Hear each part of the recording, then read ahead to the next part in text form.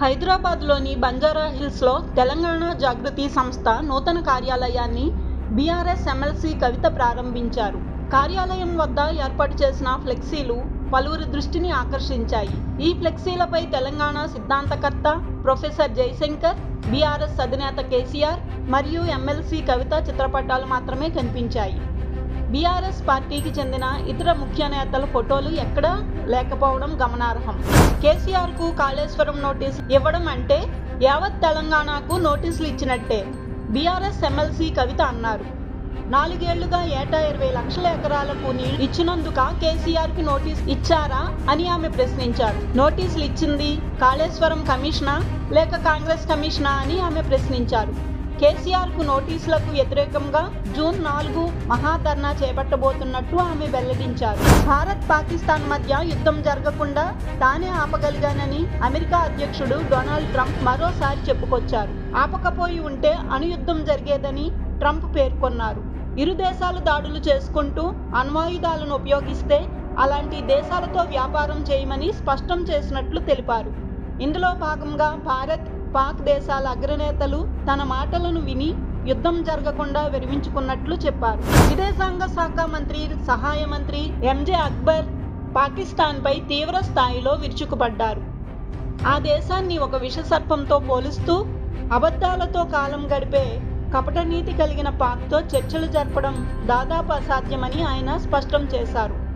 BJP MP Ravishankar Prasad నేతృత్వంలోని విపక్ష బృందంతో పర్యటిస్తున్న ఎంజే అక్బర్ కొంతమంది మిత్రులు పాకిస్తాన్తో భారత్ ఎందుకు చర్చలు జరపడం లేదని అడుగుతున్నారని, అసలు అక్కడ ఎవరితో చర్చలు జరపాలని ప్రశ్నించారు. కొచ్చిన్ యూనివర్సిటీ బీటెక్ పూర్వ విద్యార్థుల సంఘం కుబా దుబాయ్లోని పాకిస్తాన్ అసోసియేషన్లో గత వారం నిర్వహించిన కార్యక్రమంలో పాకిస్తాన్ మాజీ క్రికెటర్లు షాహిద్ అఫ్రీద్, ఉమర్ గుల్లకు హాజరు కావడంతో తీవ్ర వివాదాస్పదమైంది.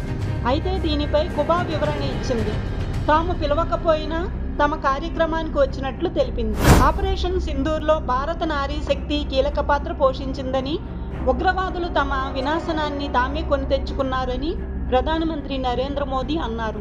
ఈ ఆపరేషన్ పలువురు మహిళా అధికారులు పాల్గొని ఉగ్రవాదుల ఆచూకీని గల్లంతు చేశారని ఆయన ప్రశంసించారు.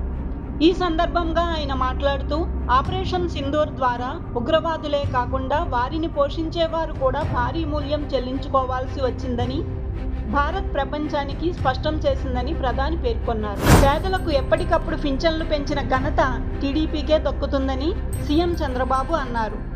అంబేద్కర్ కోనసీమ జిల్లా కాటిరేనికోన మండలం చెయ్యేరులో పింఛన్లు పంపిణీలో పాల్గొన్న ఆయన ప్రతి నెల 1వ తేదీనే ప్రభుత్వ ఉద్యోగులతో పాటు 64 లక్షల మందికి పింఛన్దారులకు పింఛన్లు అందజేస్తున్నామన్నారు. కూటమి ప్రభుత్వం 71,380 మందికి వితంతు పింఛన్లు పంపిణీ చేస్తున్నామని, ఈ విషయంలో ధనిక రాష్ట్రాల కంటే ఏపీలోనే ఎక్కువ అని స్పష్టం చేశారు. మావోయిస్టుల ఏరివేతతో పాటు ఇటీవల వరుస ఎన్కౌంటర్ల నిరసనగా మావోయిస్టు కేంద్ర కమిటీ భారత్ బంద్కు పిలుపునిచ్చింది. ఈ మేరకు అభయ పేరుతో ఒక లేఖను విడుదల చేసింది. నంబాల కేశవరావు మరో 27 మంది మావోయిస్టుల ఎన్కౌంటర్కు నిరసనగా జూన్ 10న భారత్ బంద్కు పిలుపునిస్తున్నట్లు ఆ లేఖలో పేర్కొంది. చార్ధామ్ యాత్రకు భక్తులు పోటెత్తుతున్నారు. ఏప్రిల్ 30న ప్రారంభమైన ఈ యాత్రకు ఇప్పటి వరకు 16 లక్షల మంది గంగోత్రి, యమునోత్రి, కేదార్నాథ్, బద్రీనాథ్ ఆలయాలను దర్శించుకున్నారు. భక్తుల భద్రత కోసం యాత్రా మార్గాల్లో 6,000 మంది పోలీసులు, 17 కంపెనీల బలగాలు, 10 కంపెనీల పారామిలిటరీ దళాలను మోహరించారు. 65కు పైగా ప్రాంతాల్లో రాష్ట్ర విపత్తు స్పందన దళ సిబ్బందిని మోహరించారు. హైదరాబాద్లో ప్రిజం పబ్లో హీరోయిన్ కల్పికపై దాడి జరిగింది.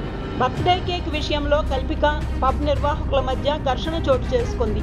వాగ్వాదం తీవ్రమైన నేపథ్యంలో కల్పికపై పబ్ సిబ్బంది దాడికి దిగారు.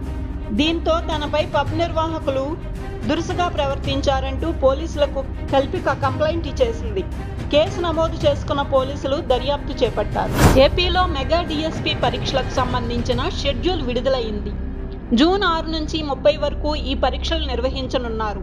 గతంలో ప్రకటించిన 16,347 పోస్టులకు పరీక్షలు నిర్వహించనున్నారు. మొత్తం 3,35,401 మంది అభ్యర్థులు ఈ పరీక్షలకు అప్లై చేశారు.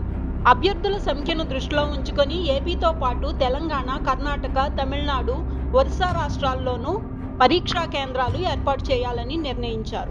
వలసదారుల విషయంలో నిర్దాక్షిణ్యంగా వ్యవహరిస్తామని అస్సాం సీఎం హిమంత్ బిస్వా శర్మ స్పష్టం చేశారు. అక్రమ వలసదారుడని ప్రభుత్వం గుర్తించాక వారి ఐడెంటిటీ నిరూపించుకోవాలని, లేకపోతే రాష్ట్రం నుంచి వారిని బహిష్కరిస్తామని తేల్చి చెప్పారు. లోకమాత అహల్యాబాయి హోల్కర్ జయంతి సందర్భంగా ప్రధాని మోదీ ఆమెను స్మరించుకున్నారు. ఇవాళ మధ్యప్రదేశ్ రాజధాని భోపాల్లో పర్యటిస్తున్న ఆయన దేవి అహల్యాబాయి హోల్కర్ 300వ జయంతి సందర్భంగా పోస్టల్ స్టాంపును విడుదల చేశారు. అలాగే 300 రూపాయల ప్రత్యేక నాణ్యాన్ని కూడా విడుదల చేశారు. స్పిరిట్ మూవీ నుంచి తప్పుకోవడంపై హీరోయిన్ దీపికా పడుకొనే స్పందించింది. ఇటీవల ఓ దర్శకుడు తనను కలిసి స్టోరీ చెప్పారని, స్టోరీ చాలా బాగా నచ్చిందని, కానీ రెమ్యూనరేషన్ ఒప్పుకోలేదన్నారు. అందుకే ఆ ప్రాజెక్ట్ నుంచి తప్పుకున్నానని దీపికా తెలియజేశారు. తన ట్రాక్ రికార్డు తనకు తెలుసని, అందుకే ఆ సినిమాకి నేను ఒప్పుకోలేదని వివరించింది. దేశవ్యాప్తంగా కరోనా మరోసారి విజృంభిస్తోంది. కోవిడ్-19 కేసు సంఖ్య గణనీయంగా పెరుగుతూ వస్తోంది. యాక్టివ్ కేసుల సంఖ్య 3000కు చేరువయ్యింది. గత వారం రోజులుగా కేరళ, మహారాష్ట్ర, ఢిల్లీ వంటి పలు రాష్ట్రాల్లో కొత్త కేసులు నమోదవుతున్నాయి. కరోనా కొత్త వేరియంట్లపై భయాందోళనలు అవసరం లేదని, జాగ్రత్తలు తీసుకోవాలని వైద్య నిపుణులు సూచిస్తున్నారు.